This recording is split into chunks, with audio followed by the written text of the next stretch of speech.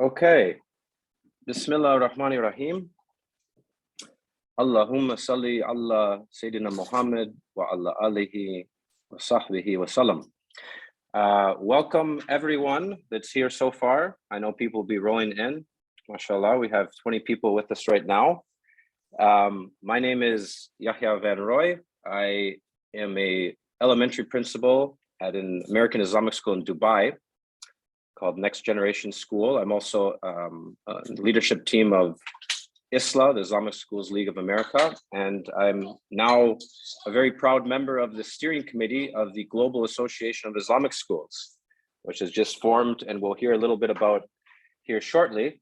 But the main event for tonight is a discussion with Dr. Abdullah Sahin, who I will introduce shortly. I'm sure we're all very much looking forward to an engaging conversation, inshaAllah. Before we get to that, I'm going to allow Brother Zafar to share briefly about the GAIS, the Global Association of Islamic Schools, so that we can learn what this new entity is all about, inshaAllah. Brother Zafar, over to you. Jazakallah, thank you very much, Brother Yahya. Assalamu alaikum wa rahmatullahi wa barakatuh to all of our guests that have joined us from many parts of the world, mashallah. I'll just take 2 minutes very quickly. Many of you are already on the Global Association Islamic Schools link, part of the group, so you're familiar with what we're doing, but there are a number of people that have just joined for this event, and so I take advantage of this opportunity to introduce this organization called the Global Association of Islamic Schools. Basically, what we try to do is that there are a number of associations in various parts of the world, all trying to further Islamic education.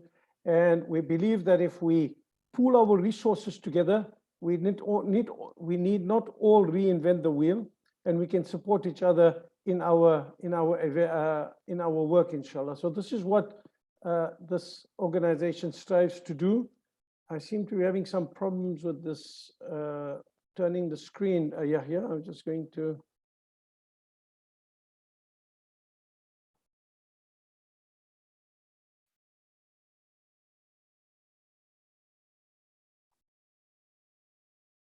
So sorry about that break. So we formed this organization. The idea was to get associations of Muslim schools from around the world to collaborate and share resources and strengthen Islamic schools throughout the world. We spent some time on defining our logo, who we are, our logo. Each item in the logo has a sense of symbolism in it. I'm not going to take time and spend all of that. This is our vision statement, that we envision a world where Islamic schools positively impact their communities by educating students who embody ihsan, moral, spiritual, and intellectual excellence. Our mission for the Global Association of Islamic Schools is to bring Islamic schools together to build global solidarity and promote a culture of excellence. We provide thought leadership, networking opportunities, and research-based standards for a holistic and relevant education, inshallah, so that every Muslim school in every part of the world can fulfill this particular vision, inshallah. We're in the process of refining our organizational values. We have 10 that we've identified. We're just streamlining this. In the next few days, we'll have this sorted out, inshallah. We've current projects that we engaged in. We're in the process of registering a not-for-profit entity in the name of the Global Association of Islamic Schools. We're not sure of the geography yet, but it's likely to be in the UK, perhaps with regional offices in Malaysia, South Africa, and various other countries. We are in the process of developing a very dynamic and interactive website that would be a portal for sharing information. We have a whole element on this website on integration and Islamization of content, inshallah. Currently, we have a very active WhatsApp group, and on the WhatsApp group, we have a weekly question or provocation. And this is to create awareness and generate thought sharing amongst members of the global community. We also introduced, today being the first one, a scholar series So we hope that each month we will host one scholar on a particular topic of relevance. And so this is the first of those. And we're very blessed to have our guest with us today. So inshallah, every month, the first Saturday of every month, we'll host a webinar with a scholar from around the world, inshallah. We're also working to host a global conference on Islamic education. And we hope that we'll do this to commemorate the 50th anniversary of the first ever conference that took place on Islamic education held in Mecca in 1977. So in 3 years' time, it will be the 50th Hijri anniversary of that conference. And we intend, inshallah, to host, if Allah wills, an in-person global conference to commemorate the 50th, but it will also be a global conference on Islamic education, inshallah. And I'm in the process of establishing a team of scholars from around the world to collaborate specifically on the issue of integration, or what some people call Islamization of knowledge, to make sure that we have an Islamic worldview in the core school subjects and and topics as well. So we're busy with these 6 projects at the moment. And if you haven't joined us yet and you'd like to, or if you have contacts of people you believe will strengthen our work, please get in touch with us. And we'd like to sort of include as many people as possible. Jazakallah, thank you very much. Okay, Jazakallah khair, Brother Zafar. So I will introduce our guest scholar tonight, Dr. Abdullah Sahin, and then I will offer a few reflections of my own to help frame our conversation. We have a nice sized group. Initially, there were 70 people signed up, so we have a little over 20, which allows us all to engage more. And I think a lot of people signed up for the recording too, so we'll be able to share that to those that weren't able to join us. So I would like to introduce Dr. Shaheen, and I have this a bio from the website, and then I added my own piece at the end here from the book that I've been reading. So Dr. Shaheen comes from an Islamic studies, theology, and educational studies and social studies background. He has conducted research on religious identity formation among British Muslim youth and worked on educational strategies to address the impact of religious extremism within Muslim minority and majority contexts. Dr. Shaheen is the author of New Directions in Islamic Education, which I've been engaged with over the last month now, on pedagogy and identity formation, and has developed the first recognized master's level degree program on Islamic education within the UK higher education system. And if you've had a chance to read the introduction of the book, you also learn some interesting things about Dr. Abdullah, which is that he studied under his grandfather, MashaAllah, the local imam of a village in Turkey, in addition to going through the state-sponsored religious education, and then on to the Islamic theology school at the Divinity School in Ankara, and after that on to the University of Birmingham to complete his graduate work. And now he's at the University of, is it Warwick? Warwick, I believe, the University of Warwick. So, mashallah, a wide-ranging experience of Islamic education. And I really encourage you to read this. I really love this introduction and getting to know about Dr. Abdullah, his personal journey as well. That was really interesting for me. So I thought I would share just a few reflections, and then we can hear a bit from Dr. Abdullah, and then we can engage in conversation and discussion. And what I hope we get out of our session tonight is the same thing that the 4 of us of the steering committee got out when we met with Dr. Shaheen a couple weeks ago. And that was really inspired and renewed thinking about Islamic education and what is having impact. And this is what I reflected on and took back to my own school in terms of what, and this is a question I would frame our conversation with, how might we make Islamic education transformative? Or how might we make our Islamic schools transformative? And a few of the takeaways for me reading this book and engaging with Dr. Shaheen was asking that question and seeing, why are our schools not really producing transformed Muslims who develop a mature and resilient faith that is able to engage with the modern world. And myself, having embraced Islam, alhamdulillah, 5 years ago, I found that very powerful in my own experience, that Islam really is a religion of personal transformation. And as Dr. Shaheen says in the book, the Quran is a book of guidance and transformation. And that was my personal experience, alhamdulillah. But when I got into Islamic schools, I found that in many ways that was not the case. And it was the work that Dr. Abdullah did really confirmed much of what I had seen, with Islamic schools not producing transformed souls, but rather a foreclosed, the term that he uses in the book, foreclosed mindset, and often a very immature faith that was not able to engage with the modern world.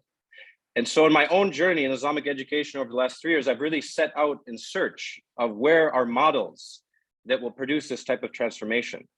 And so the book has really been a homecoming for me. And I am incredibly grateful to Dr. Shaheen for the work he's done, which I know has transformed his own life from what he shared in the book. And so it's something that I hope we can all think about tonight. And some of the questions I propose there that Dr. Shaheen proposes in the book, which is, one, what does it mean to be educated Islamically in the modern world? Another one, how do we start thinking about Islam educationally? And that one really was a powerful reflection for me. How do we start thinking about Islam educationally and education Islamically? And then the third question I put there was about a transformative education model, which Dr. Abdullah has developed, called the Tarbiyah model of transformative Islamic education.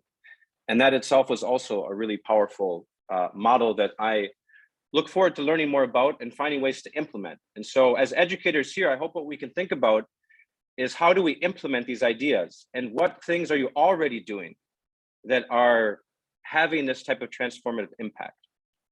So I thought, Dr. Abdullah, we could begin with just a few thoughts, maybe your own answers to those questions, or for questions for us to think about as a global association too, with this mission and vision, really to do that, to transform students. This process of ihsan is really one of transformation.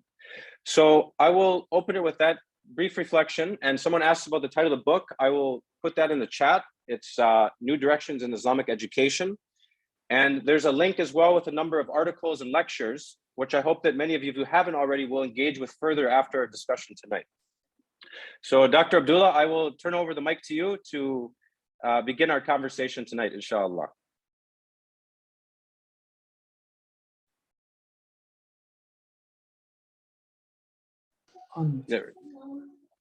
Thank you, brother Yahya. Bismillah ar-Rahman ar-Rahim. Alhamdulillah ala din al-Islam wa tawfiq al-Iman wa salatu wa salamu ala Sayyidina Muhammad wa ala alihi wa sahbihi ajma'in. First of all, I'm really grateful for this kind invitation. I thought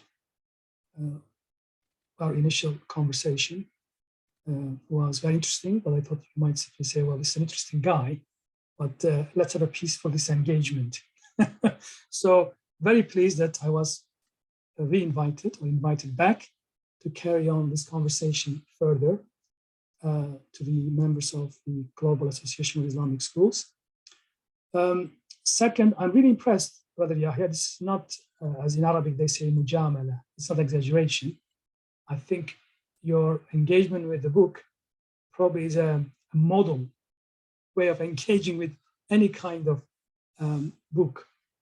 Not only you've read the whole stuff, but you really picked up the very key contributions that the book was trying to make. But also you picked up on my personal journey at the very introduction. Not many people actually read that stuff, but I thought that was probably much more important to understand how I arrived at that point on my journey, first as a student of Islam, and then turn into researching Islamic education issues, and then trying to rethink what education is in Islam. So I thought that was genuinely impressive. Jazakallah khair. I'm sure the others, when they engage with the book, they have the same experience. In terms of the key point you mentioned is the fact that I started really my journey, doing research in terms of inviting people to rethink what education is in Islam. So clearly, when you say, to Muslim educators who've been teaching Islam for 20 years, we have to rethink what education is in Islam. They might just find it challenging. So, education is a place, as you all know, people say, I have 20 years experience, but in reality, we all know in education, we become quite foreclosed. We have 1 year genuine experience, but 19 years of repetition of the same. So to be innovative and to be able to, I suppose, rethink what we do, it is really difficult. You've got to be a genuinely reflective practitioner to do that. And in Islamic education settings, this is just, wasn't available when I was trying to think these issues. So I thought I would, and of course I was posing these questions as someone who really, as I said, I came from a formal study of Islam, Sharia, and I studied Usul al-Fiqh.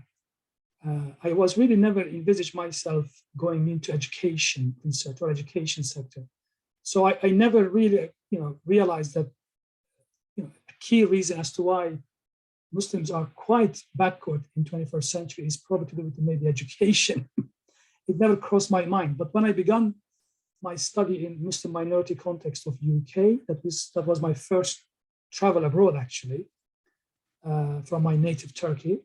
So I realized, challenges of teaching Islam in a highly modernized, secular, multicultural context. And I realized how communities are less resourced in terms of facilitating an effective Islamic education provision. And that really was the beginning of my sort of journey. And imagine, of course, these communities are very traditional. They come from very poor backgrounds in their home countries. We have racism, Islamophobia, complex questions. To be able to raise critical point or to become a critical voice within is very difficult, because the communities are experiencing huge amount of racism and Islamophobia and poverty. And you are telling them, right, you've got to be reflective the way in which we teach Islam to our young people. That is was difficult, because they all assume Islamic education is really a transmission model where it simply acts as a preserving sort of mechanism for the communities to reproduce their own narratives and whatever cultural identities they have in the life of their young people. There was less interest to recognize the fact that these young people are actually quite different. They are living in a different context. And obviously the question of the ethics, because everything is done in the name of Islam, we just justify parental rights. We don't tend to not think young people might have different views of how they are learning Islam, for example. So what I ended up with was the reality of heavily transmission, knowledge-oriented, teacher-centered practice, and where the learner was more or less really a very passive recipient. And over the years, obviously, the knowledge of Islam or the values of Islam that we wanted to transmit to young people, it appears once young people are outside the control of the parents or the mosque or the madrasa, that knowledge didn't appear to have at all made sense to these young people. So I call this implicit secularization in the life of these young people. So the kind of short real answer to the long sort of story is, in order to be able to compel the key stakeholders, parents, teachers who invest in Islamic education dearly, to make them understand that actually they have to give a benefit of doubt, to rethink what kind of education they are offering, is to produce empirical evidence. So if you have a mass evidence saying, well, actually, look, the kind of activities that you are doing in the mosque, madrasa, Islamic schools are actually not leading into deeper understanding of Islam, not facilitating growth into faith, right? And this could be maybe it just not because you are bad intentioned, but the fact that maybe you are not qualified as a teacher, maybe you don't have qualified teachers, maybe you just teach the way you are taught somewhere in Pakistan or Bangladesh or Turkey. Maybe you need to really reflect on the pedagogy that you offer, not necessarily content. Because it's very sensitive, you got to produce empirical evidence. And I thought that kind of in the long run paid off for me. Initially, even the empirical findings, people just walked away with it. They simply said, very interesting findings, but we don't want to make a problem in terms of how we teach Islam because this is our identity. From my journey, really, it took massive international events like 9/11, 7/7 bombings, where the communities began to say, well, actually, let's look at beyond the politics, how do we facilitate teaching and learning of Islam?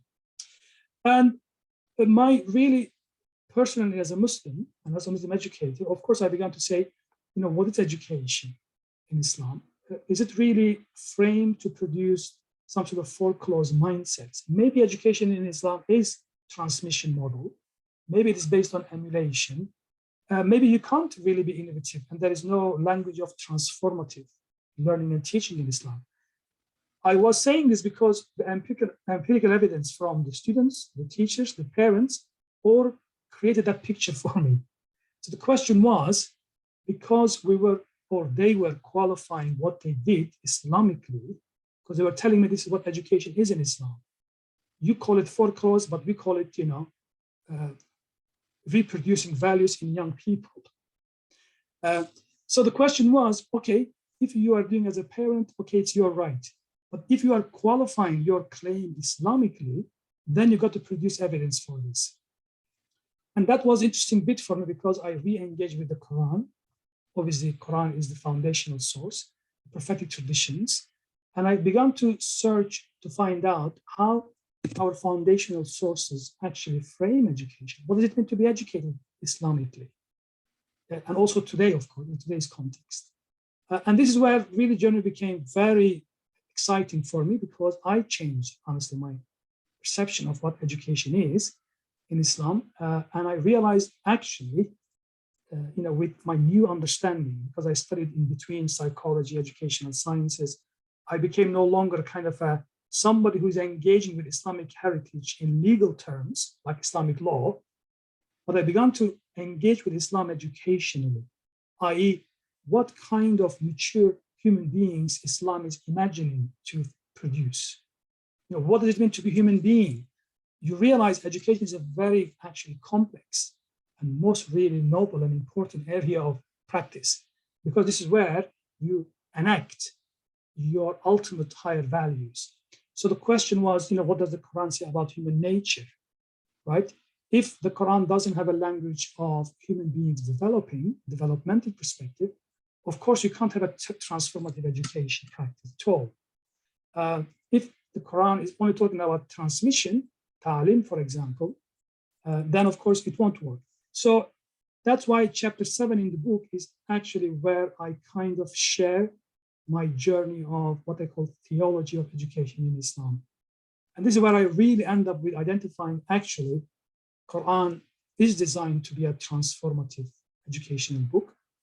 And if you genuinely listen, the very opening passages of the Quran depicts it. Rabbul Alameen, Alhamdulillah Rabbil Alameen, is really the key, because Rabb, as the classical scholars debate and discusses, is linked with tarbiyah. This is what I discovered, the concept of tarbiyah. And the classical traditions actually explain this. Everybody knows who has listened to me in the past. 11th century great scholar Raghab al-Isfahani, who was almost a teacher of Ghazali, great. And he says, look, Rabb, he says, God, the way in which the Quran is introducing the creator, is actually tarbiyah fil asl. In fact, it is called Rabb because it has an educational function. How? He says, at-tarbiyah, insha'u shay'i halan fahalan, to facilitate growth and development of something, an organism, until that organism fulfills its potentials. Insha'u shay'i halan fahalan ila haddi tamam. Now, this is a very modern 21st century definition of what education is. But this great scholar was writing in 11th century. He had no access. So the word tarbiyah was actually used. Some people misunderstand this. In fact, the word tarbiyah does exist in classical tradition.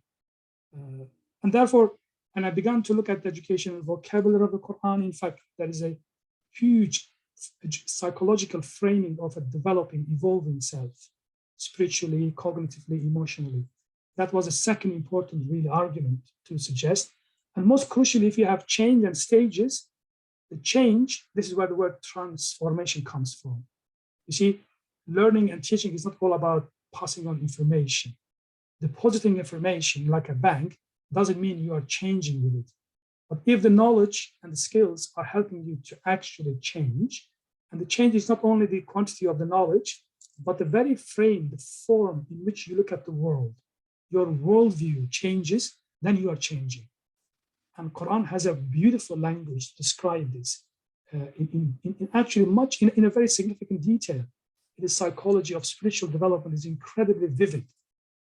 And this kind of transformative dynamic vision of what it means to be educated is actually vividly described in the Islamic core sources. And my discomfort was why people did not look at like this, because I realized people do not really engage with Islam or the Quran educationally. They may run a school, but they could have, a training in law or in languages and something like this. So I realized Islamic education needs to be a really distinctive field of inquiry, interdisciplinary inquiry, because it is more than Islamic studies. You are not simply cognitively studying a subject knowledge. You are actually also dealing with how people learn, what are the challenges of effective teaching, impactful teaching. You got to have a high level of framing of the issues. To me, this is really can only be done if you frame the area as Islamic education studies, not Islamic studies only. So I think I spoke too much. The point is, I think education in Islam, at least within its core sources, framed as transformative practice. We know this, we have no time to explain this. The Quran itself actually teaches, and all we need to do is to be curious to find out how does the Quran actually teaches faith to its audiences. And for me, in chapter 7, I explained this. The first audience of the Quran is Prophet Muhammad SAW.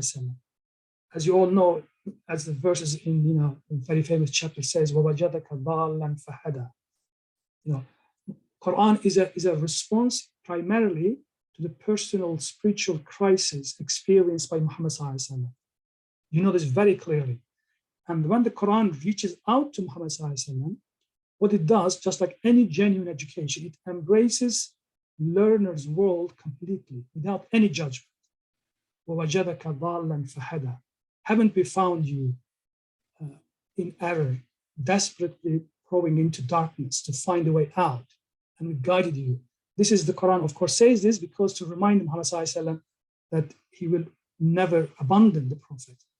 While the Quran begins its transformative education individually, it creates the prophetic learner, and then gradually the Quranic education becomes a social, economic, political transformation. But if you miss out the very first intimate educational transformative language of the Quran, you will miss out its educational vision completely.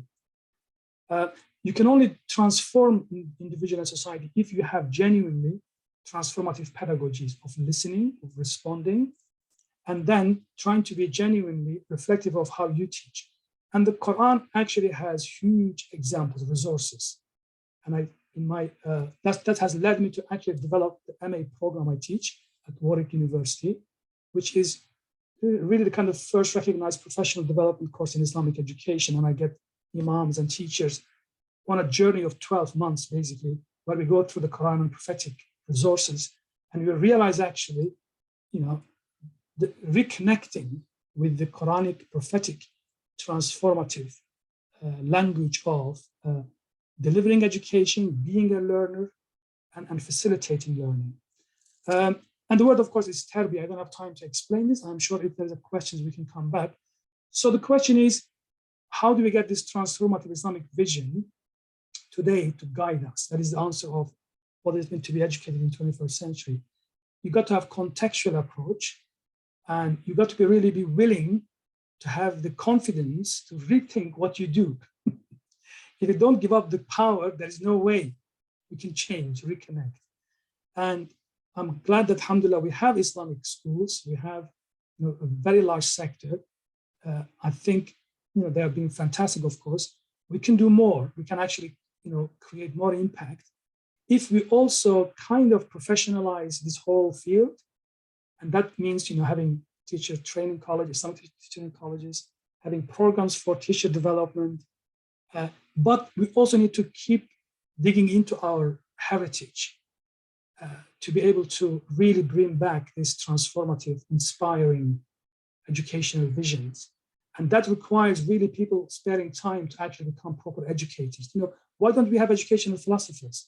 Why is it that people who write in education and Islam, they're either philosophers, just generic, or physicists or scientists, sometimes Sharia scholars? I mean, these are all good areas and fields, but none of them will make you actually a specialist in education. And that has been my really pain. Why is it that we don't, generally, of course, people don't send their bright people to education to become teachers. But if you look at the significance as to how we have to invest in education, why is it that Islamic education hasn't become taken up as actually a field on its own right? That means you have to study education, psychology, whatever, human sciences, in addition to Islamic theology. That kind of integration, I heard brother mention about integration in Arabic, takamul. I'm very pleased the whole language of Islamization of knowledge has now moved on to takamul, al-ma'rifah al-Islamiyya, that means integration. But really, integration will not work if you don't have an Islamic educational theory that enables to achieve that in practice and in theory. So we got to encourage people to be creative, to look at heritage Islamically, hence discern insights from the heritage. But if you do not shift your engagement with the Quran and prophetic tradition to educational framing, you will never really grasp these transformative impulses that we have in our tradition. And that has been my pain over 20 years now. I've been saying this, that we do need to have a specialist investment in Islamic education, where we actually advocate these creative new perspectives to be developed, models to be developed, and then of course put into practice in terms of teacher education, curriculum development, assessment. But none of this could work unless you have actually a vision rethought out for 21st century. So I'm hoping that my humble work has made a contribution towards that kind of rethinking, and I've shared the result of my rethinking. They could be right or wrong. Obviously, we have to challenge. This is where we need to have platforms like Global Association of Islamic Schools, where we have the confidence of being able to raise critical questions, offer alternative views, and in the hope that we make Islam understood, but by our young people and by people who are not even Muslims. We need to have a strategy of public Islamic education, I suppose. And that could only be possible if we have strong educational institutions, Islamic schools, Islamic colleges, even Islamic universities. They are specialists in education. Jazakumullah khair for your time, and I'm looking forward to your questions, and I hope my ramblings are intelligible to you, inshaAllah. Jazakallah khair, Dr. Abdullah. I think you've planted a lot more seeds there for us to consider, and I have a whole page of notes here, but I'm going to restrain myself, and I'll open up the floor for anyone that would like to ask a question or comment or share any reflection on what's been shared so far. And I see the first hand has gone up. You can use the hand raise. You can also write it in the chat if you're not able to speak. So we'll go first to Abdullah. Go ahead, Abdullah. Assalamu alaikum, Dr. Abdullah. Jazakallah khair for a very informative discussion. I would like to comment rather than ask a question, because I was part of a madrasa and a principal of a maktab, and now involved in education with Zafar Ahmed as his deputy there. What I want to say is that really, when reading the Quran, the transformation begins in how Allah subhanahu wa ta'ala frames questions. And in the questions that are phrased by Allah to the reader, it engenders in the reader that to transform yourself, you must ask right questions. And I find in schools today, we don't encourage children to ask insightful questions, to ask provocative questions. Therefore, the transformation we need as teachers then is to begin our tarbiyah ourselves. So thank you for that.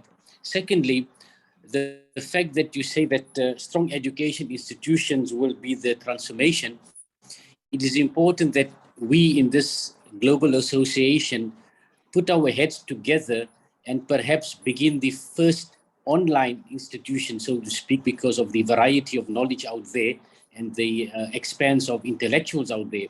That could be the starting point, inshallah. Jazakallah khair. Yeah, absolutely. Jazakallah. I really agree with you. Teachers are the key, and you are right. If you don't have an inquiring, questioning culture of learning and teaching, surely transformation will never occur. And you are absolutely spot on. Questions and challenge are part of Quranic pedagogies indeed. You know, people assume they kind of overemphasize the spiritual sort of theosophic aspect of the Quran, but the Quran is a really realistic educational book. There is space for spirituality, but there is no shying away in inculcating, raising questions.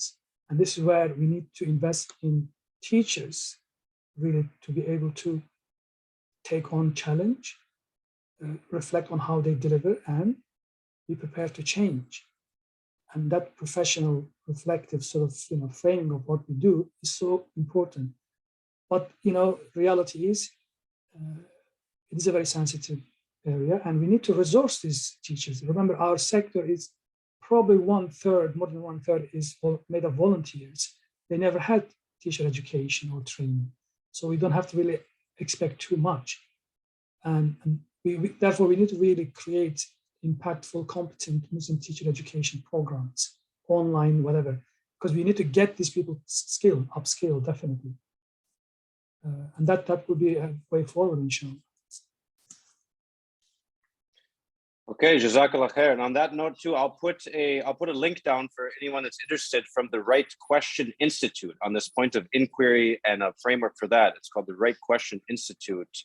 Really excellent resources for developing these question asking skills in students. So I'll put that there. Brother Zafar, go ahead. Assalamu alaikum wa rahmatullah. Jazakallah, Dr. Sahin, for that very powerful, short exposition, really thought-provoking. I just want to sort of frame the question around, if I use the analogy of judo, I could be a student of judo and I could read every book and know every technique about judo because I'm a student of judo. But when I get onto the ring and have a fight, then I know I can't enact any of that. And is our understanding of Islam and Islamic knowledge and the transmission, and if it's not being enacted in our lives, then it's similar to that judo expert who learns everything about judo, but cannot actually enact it or live it. And for us as Muslims, we have to, Islam is to know, but also to practice. Islam is the name of a practice and not only the knowledge. The second part I'd like your thoughts on, do you see the teacher of Quran or the teacher of Islamic studies and the teacher of, say, science or mathematics or English language all having a similar impact on their students? Thank you. Yeah. The first point, is very important. Good two questions. You are absolutely right. I mean, experiential dimension is so important in our subject. This is where I suppose the limitations of the transmission, instruction, text-oriented Islamic education glaringly fails.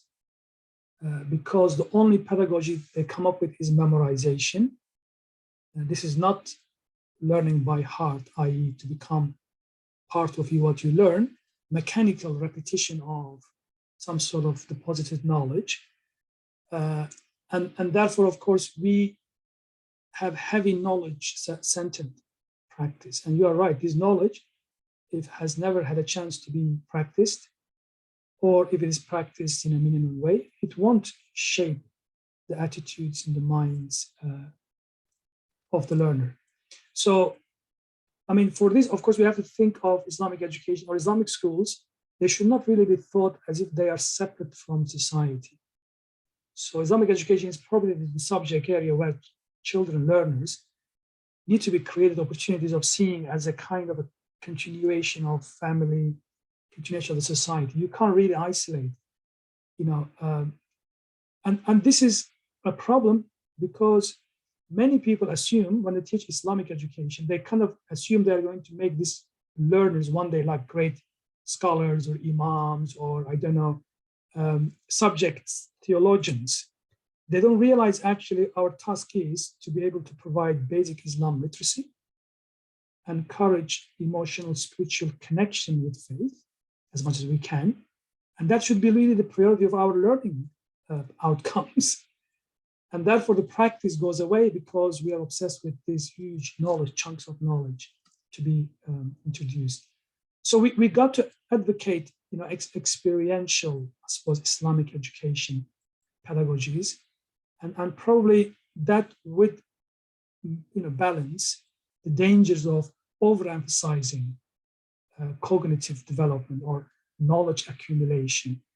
And if you don't have chances for young people to engage with what they learn, and of course it won't really have any effect, not transformation. And we all know, everybody knows probably, that Muhammad SAW really taught people, for example, a Bedouin, an Arabi turned up one day in the masjid. He just saw Muhammad SAW briefly, and he said, okay, well, Muhammad, what do you want from us? He said, well, okay, believe in God, do good deeds, be good to yourself and your neighbor. And he just left 3-4 pieces of information. And Muhammad SAW turned to his companion. He said, well, if this man keeps these 3 things, he is surely guaranteed paradise. Look, there is no, obsession with knowledge and details and this and that. So in other words, Muhammad SAW actually taught, that's why it's Arabic, they call this Jawami al-Kalim. That means, he had the gift of teaching effectively in few words. Ma qalla wa dalla, they say.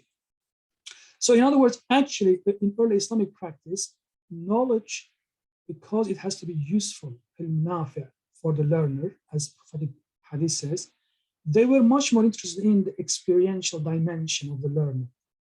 And therefore the Sahaba used to have 10 verses and would not go to the 11th verse until they understood that. So we got to get, in this day and age, of course, the practice of curriculum, I don't know, it's assessment. We got to find a way to balance the experiential dimension, the practice, what you call, with obviously the reflective knowledge dimension. But ultimately, we are not in the business of simply passing on a lot of information, like a banking model. But we are really interested in, character education, long-term formation of feelings, attitudes, skills. And that's why in Islamic education, we've got to have the most talented people who understand human psychology, I suppose. So you can't do this unless you have studied a little bit of human psychology, how kids learn, children learn. So it is a crucial point. And this should be part of our teacher education programs. Your second question, which I must admit I forgot now, Brother Zafer, but we'll come back to that, inshallah, if you remind me. We go on to some other question. Okay. Yes, we can go next to Abdul Salam Adam. Assalamu alaikum, brothers and sisters. I'm joining the meeting from Minneapolis, Minnesota in the United States, and alhamdulillah, glad to be here. The beauty of Islam is, of course, the fact that it's a religion that's meant to be practiced in every place and time. And our challenges are the immigrant Muslims versus those who are already in the West, and the challenges of the youth that you have addressed. So with the experience that we have seen in the UK, I think it's ahead of the United States in terms of early Muslim immigrants settling there and forming institutions. And so the challenge of the West versus the East, people like to create dichotomy and some kind of this versus that kind of challenges. So how much have our communities matured at this point? Is the issues that you are telling us today that are very important, is it more the Western Muslims that are expected to bring about this change and transformation? Or do we still rely on the home countries, which many people are still tied to in some way. So if you can just discuss that. Jazakallah. That's a very good question. Yeah, of course, most of this applied to Muslim minority context. That's very true. I would say actually they do apply to Muslim majority context too, with only degree of difference. So clearly, as minority communities in the West, we do experience this intensively. Our communities, of course, they are disadvantaged in many levels. But the reality is, as someone who has experience of both Muslim majority and the minority context, and somebody who has gone through the traditional Islamic learning, I would say these observations are actually applicable to Muslim majority context too. And if you had a chance to look at my book, I obviously, to mitigate against this maybe criticism that my empirical findings were based on Muslim minority context, I did this study replicated the empirical study in Kuwait, very rich, affluent Muslim majority Arabic-speaking context. And Islamic education obviously came out exactly the same kind of outcomes, sadly, albeit different levels of maybe foreclosed mindsets. So these are, the teaching and learning of Islam is a really problem in 21st century, definitely. And there are reasons for this because of secular Western modernity, colonial experience, political changes, the disfranchising Islamic institutions of learning. There are many reasons for this. But the fact is, teaching and learning of Islam has lost its dynamism in Muslim majority context, over a century now. And that is part of the problem. So this educational reckoning goes back all the way to people like Ibn Khaldun, Imam Ghazali. They all had these great scholars space to say, really, we got to make education dynamic because kind of survival of Islam depends on that, beyond the politics. So these are not simple, short observations based on Muslim minority context, but actually they have historical sort of background as well as relevance to Muslim majority context. Just look at how Islamic universities function. We have international Islamic universities, we have university sector in the Islamic world. Just look at their pedagogic outputs. Sadly, it's not a cozy picture. So there is a problem, what I call pedagogic educational cultures in majority Muslim communities. They simply lost that dynamism with all various reasons. And it is not only a matter of religious institutions, by the way. Look at the secular institutions in the Islamic world. They exactly have the same problems, albeit they have secular obsessions, sadly, ideological obsessions. But the kind of free educational culture is not at all available, even in secular institutions. Yes, change is taking place, definitely. Our communities are becoming maturer as we have third, fourth generation in West, much more confident young people. When I began my journey almost 15 years ago, I developed this course. I only had 3 people. And some people even suggested that this vision of transformative Islamic education will never find its way to people because it's too challenging. Well, here I am. And in fact, it's very true because initially, most of the Islamic education institutions didn't want to house this perspective. But later on, gradually, as people began to think, and as young people who are in the leadership positions now of these institutions, they realize the significance of rethinking Islam within the context they are in, and how much it depends on competent educational leadership. They realize, yes, we've got to rethink within. Otherwise, we're going to really lose the chance of at least offering a good, adequate Islamic education provision to our young people. So I would say I'm optimistic genuinely. And this sort of generation is crucial. Obviously, the stories are different from America and Europe because American Muslims tend to be, maybe middle class educated, but the educational challenges are the same. But I'm confident that now we are actually at the stage where we do have, from my yardistic, even the most foreclosed sort of leaders, they are voicing the need to rethink, which to me indicates genuinely people want to engage in formulating, in developing maybe effective education provision, because it's in the best interest of everyone, actually. But it is a difficult stage. You've got to really be self-reflective to be able to open to alternatives. So I am optimistic, inshallah, and I do see a lot of really empowering new education leaders are actually coming up in our communities, inshallah. Okay, Jazakallah khair. I saw we had first Sister Layla. I wanted to check, you had your hand up, but maybe you put it down. Sister Layla. I think her hand went down. Sister Layla. Yeah, we'll be good to hear. Assalamu alaikum. Yes. Walaikum assalam. Yes. I did because he responded to it when he was speaking. So, but I'll just say, Jazakallah khair for the insightful session and bringing this to the forefront again. But we're learning a lot. Jazakallah khair. Jazak. Okay, we'll go to Sister Asma and then to Suleiman. Sister Asma. Assalamu alaikum Abdullah. I think Brother Sulaiman was first, so I won't pass his turn. Okay, sure. Suleiman, yes. Mr. Brother Suleiman, if you're with us, you'll need to unmute. I'll click here. I've invited you to unmute, Brother Suleiman. Okay, we can come back to you, Brother Suleiman. Sister Asma, if you'd like to go then, please. Assalamu alaikum warahmatullahi wabarakatuh. My name is Esma Klaassen. I'm an expert on education and identity and Tarbiyah issues in the Netherlands. I'm sorry, English is not my native language, so maybe I'm not speaking as clear and eloquent as you all do. But I would like to thank Professor Shaheen for giving us the opportunity to learn from you. And I read your book, of course, and I recognize a lot of what you're saying, just like Brother Yahya says. It's really an immense work, MashaAllah. May Allah bless you for it and reward you.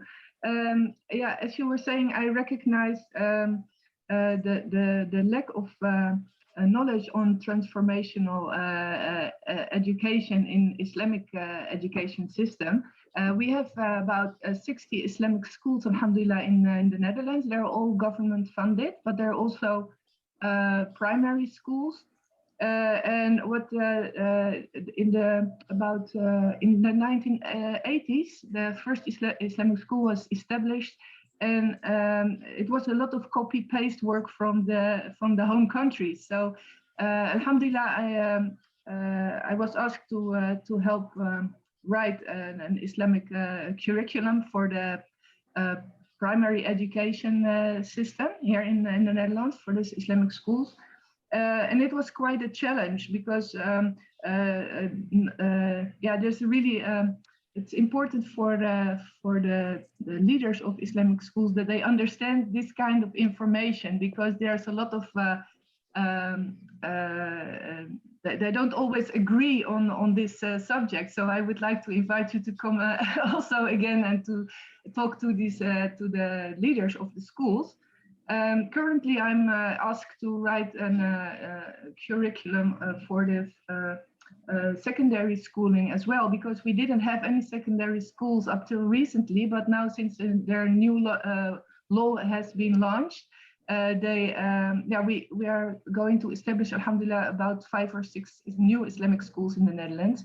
And my question is actually, do you have kind of a blueprint for Islamic curricula based on the transformative education? Because I would like to, if you can share it with us, it would be really very helpful. And that's actually my question. Jazakallah khair. Jazakallah khair, Sister Asma. Thank you. I know your wonderful work. I'm very pleased that you are leading Islamic schools. I think there are like 50 schools that you are looking after, maybe more even. Yeah, currently even 60, alhamdulillah. So, alhamdulillah. Yeah, I think that's a very good point. Obviously, the very first practical thing to do, generally speaking, for Islamic schools, which at least the one I know in the UK, they tend to not to do, you can't really easily develop a curriculum unless the educational vision is very clear. So I would say, diagnostic stage, why don't you invite stakeholders? This could be parents, I don't know, teachers, head teachers, or more or less the teachers that you are actually involved with developing Islamic education curriculum, is to to say what is it that we want to achieve out of, I don't know, 3 years of Islamic education provision. So this diagnostic stage, I think, is so crucial, and invite people to share their vision of what education is in Islam. People tend to not to think this basic stuff when they're involved in teaching. And how would they go prioritize what should come first? Is it the knowledge, faith development, values, or the context that they are living in? So clearly the curriculum has to be contextual.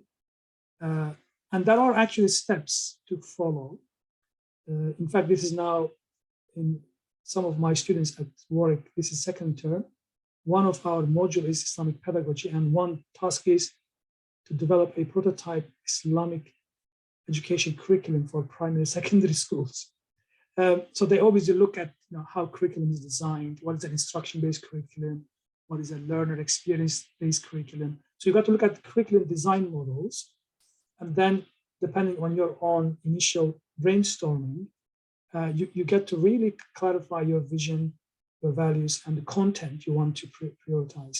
So I would say there are practical steps, but the first thing would be to make sure that the curriculum you are developing makes sense to those who are going to deliver, and makes sense to obviously what is expected by the community and by scholars. I think typically people invite scholars of Sharia to just check the knowledge content, but I think this should be the last, because teachers are in the position of saying how best we can now package in a curriculum framework this knowledge and emotions and faith development and value development.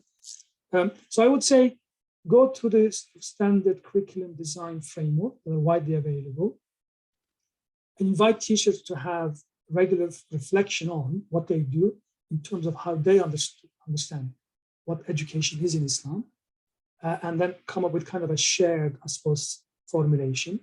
And then the next thing is, of course, is to agree in what kind of content you want to deliver and how you want to deliver, how you want to assess. So these are really could be done with series of workshops. In an ideal world, I would say, I would love to see research-based Islamic education curriculum development.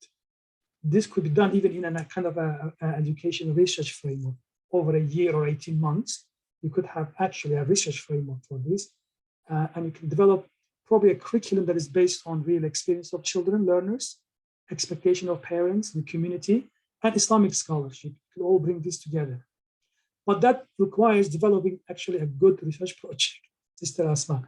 I don't know whether you have that luxury, but I would recommend doing that. In fact, all Islamic associations of Islamic schools, they should have such research-based development plans. This is not a matter of a couple of scholars coming and saying, okay, I want this content to be taught. I don't know, the Turkish community and the Maghribi community. You will go nowhere with this. They will all go back to what they have learned in the past. But a research-based strategy will get curriculum actually developed in a much more rigorous way, and will include the learner experiences, teachers, and parents. So exciting. I would say that do propose this to whoever board you are serving, whether you could do a research-based development for your curriculum plan. And that will be really a proper contextual curriculum development too. Jazakallah khairan. It's very enlightening. Thank you so much. Thank you. Okay, Jazakallah khair. So we're just at the hour mark. Dr. Shaheen, I wanted to see, do you have a little time to take a few more questions, or sure, do we need sure, to wrap no things problems, up? inshallah. Yes, absolutely, no problems. Okay, so maybe we can go for another 15 minutes here, and then we can wrap up. I see a lot of hands have gone up, and then we have a couple questions in the chat. So I think Soliman was able to get back the audio back, so we can go first to Brother Soliman. No, I think I'll skip. Let the others go. If there's time, I'll come in. Let them. I'll let it go. Okay. Okay, so I'll go to two questions in the chat first, and they're similar, so maybe we can combine them here, and then we can go back to the hands up. So the first one reads, in order to make Islamic education a transformative experience to the students, what adaptations do you recommend to the pedagogy used as Islamic schools? And then more generally, Sister Leila wrote and asked, are there recommendations for specific actionable steps for Islamic schools to take? Yeah, the first practical step, get whoever is involved in charge of Islamic education, teachers. The key thing is the teachers, always, because teacher is a facilitator. I think get organized, workshops, opportunities for reflecting the teachers to clarify what really they think their role is and how they envisage, delivering this. Yeah. So see whether they have a transmission model in mind. They have, I don't know, a teacher-centered approach, a learner-centered approach. I think that for me is the key to get teachers actually reflecting on how they deliver, how they teach. Yeah. And you got to have a supervisor, I suppose, to oversee this. You could do what we call learning conversation. I don't know whether you are familiar with this concept. It's in personal construct psychology, well-known tradition in psychology that really teachers use a lot and psychologists. So you could create like learning conversation frameworks in your school, and Islamic educators could have regular meetings to actually reflect on openly how they envisage what education is and how they are delivering this. I think getting this awareness in the practitioners is the key, because we as teachers tend to forget, in fact, we are modeling actually children's learning, and the way we teach actually is much more effective. And then we should really look at the degree to which our teachers are familiar with diversity of pedagogic practices. Remember, obviously Islamic education is so complex. There are times for Quran, Hadith, Islamic culture, values. It's a very complex, obviously, curriculum we want to deliver. There is space for heart by learning by heart. There is space for reflection questions. I would say check some sort of a diagnostic, what we call is needs analysis, pedagogic needs analysis. To what extent your teachers have got a repertoire of pedagogies in mind? Do they really understand what is experiential learning, for example? And to me, the key thing is in the Tarbiyah model, which is my key concept, really the teacher should be a murabbi. And everybody probably who was curious about this word is a very interesting word, because it's an Arabic verbal noun. It comes from the three possible really roots, which basically means nurture, care, but also facilitate development and increase something, and finally to guide and to reform, aslaha. The word tarbiyah linguistically has these three important meanings. So a true murabbi really cannot be a teacher text-centered, transmission-centered teacher.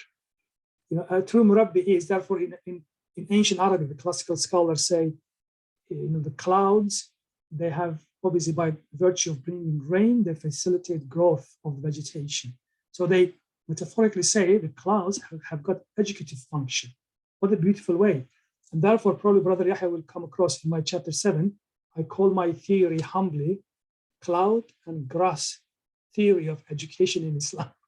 Because a true murabbi, a true teacher, a cloud, exactly like a cloud, he or she actually facilitates, doesn't dump knowledge on learners, doesn't try to coerce, coercion, and to discipline simply. So in a true, really tarbiyah model, the teacher has got to have a self-awareness of being a facilitator, full stop. And that facilitation, of course, is the key, then turns into guidance, which is like coaching and mentoring. So really, the murabbi model, the tarbiyah model, is developmental, learner-led, and it's transformative because it has to facilitate growth in the learner. This could be knowledge, could be emotional development, personality development. So a simple way of putting transformative tarbiyah model in practice is to listen what actually tarbiyah means, actually. And the result is very simple. The teacher is the key, has to be transformative, just like somebody brings the rain, facilitate, guide, and it has to be in the service of the learner. It cannot be the other way around. So these are the kind of practical points I would say that you could start in making the Islamic education classroom, space, school, embodying transformative vision of Islam. Jazakallah khair. I see Sister Aisha of the Al-Ghazali Children's Project has a hand up in the camera even. MashaAllah, Sister Aisha. I'll give you unmute there. There you go.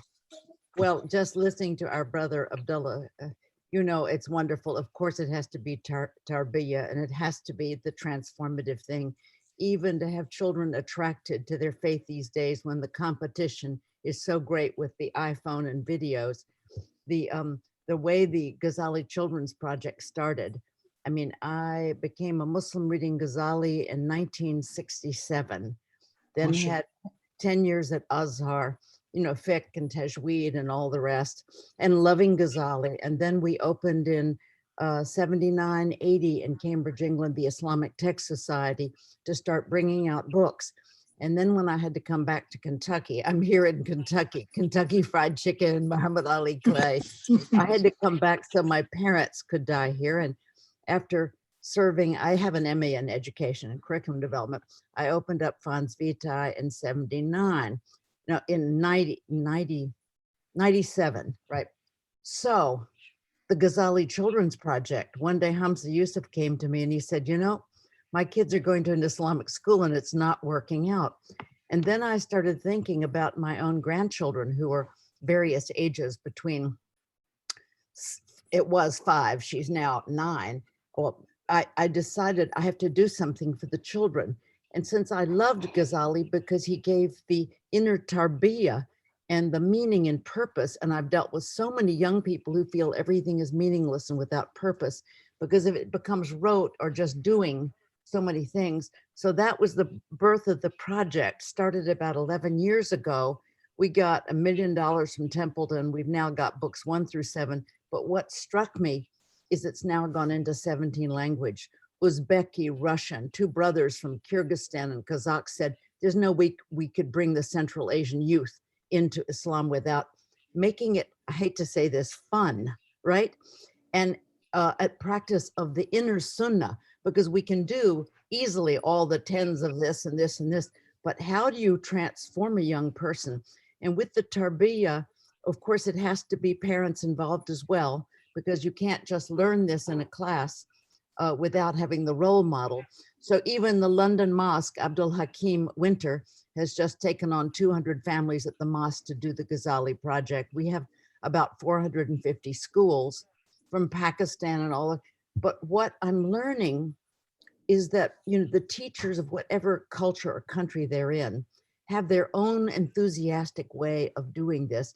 And we do so much of it, Brother Abdullah, with play acting, because often kids, you know, you're speaking of tarbiyah and the right way of doing things. You can so easily be told, be humble or share. And if you tell a group of children share, well, they think it must be bad because mother is saying it. But if you have them play not sharing, oh, you can't hold my truck. Oh, and then you say, now play share. And they think, oh, would you like to have a cookie?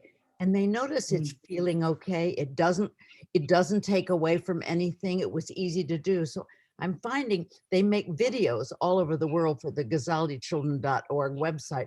And to see what the kids come up doing it wrong and doing it right, well, it's hilarious to start with. You know, just to bring it back to me, it changed my whole life because I've been publishing Islamic spirituality for how many years? Zillions, right? I'm old now. And I have to say that until I took the first 7 books and had them translated into English by scholars and sat down on this couch here in the kitchen, my office is in the kitchen, and slowly went through and took every single point and put it into a wonderful story, you know, because we remember stories. And then I discovered Ghazali, oh, he did everything by stories too. And then all the subsequent Rumis, they grabbed his stories. But it was just so amazing for me not to read these books, which are hard and above my head. And what Abdul Hakim Winter does is unreal. We've published his books. But when I read it, when I shut the book, I always found I'm the same person because I didn't get it to the heart. But by putting all these key things into stories and bringing the inner meaning out, you know, children get it. My grandchildren, little Bilal and Medina, they're only now, they started at 5 and 8. Their whole lens is now through Imam al-Ghazali, as is mine.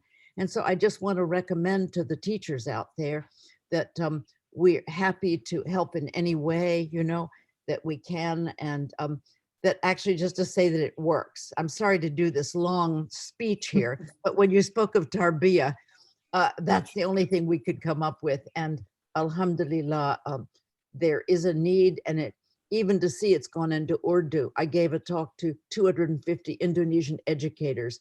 So I'd like all of you to consider adding this as a supplement to your projects, to your curriculum. It's a wonderful supplement to add in. Amin, and thank you. Thank you, Yahya. Thank you. Jazakallah khair. Thank you for sharing. Wonderful. Oh, absolutely. Absolutely. You know, Ghazali, the philosopher, Ghazali, the theologian, Ghazali, the Islamic law specialist, all are interesting. But the most interesting part is Ghazali, the educator. Right. This is what we work on. And when I train my own teachers, he says, isn't it, when you teach children, he says, you could teach about the ahkam salah or ahkam sawm, conditions of how to observe fast. He said, that's fine. This is cognitive. They will learn this. They will repeat back. But he says, you know, when the children realize actually when you're fasting, you should be also good, you begin to observe fasting with your heart. He has a developmental approach to the meaning of learning Islam. This is so embodied. This is, I call this love of learning, shaping the classical Islamic heritage. And you might be interested, I just published a short chapter on love of learning in Islamic tradition. And how lovely. Ghazali is one of my examples. So we obviously got to be critically looking at our heritage, but definitely all of our scholars, I can say the same thing to even Taymiyyah, which I've worked on a lot.